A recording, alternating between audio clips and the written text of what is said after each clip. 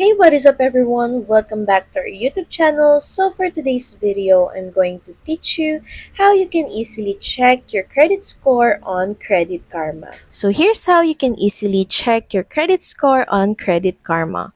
In your Google web page, just search for Credit Karma credit score and you will see a list of links. Just click on the link at the top of the page that says free credit scores whenever, wherever. Next is you will be redirected to this page. Just click on Get My Free Scores.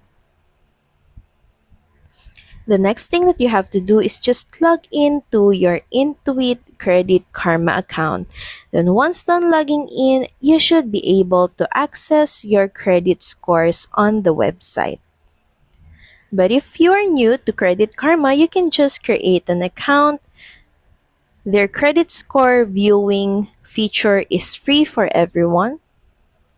And once you've logged in to your newly created account, you should also be able to view and check your credit scores.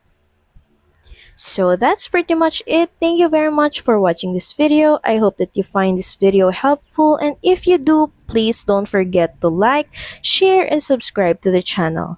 And I will see you again on the next one. Bye!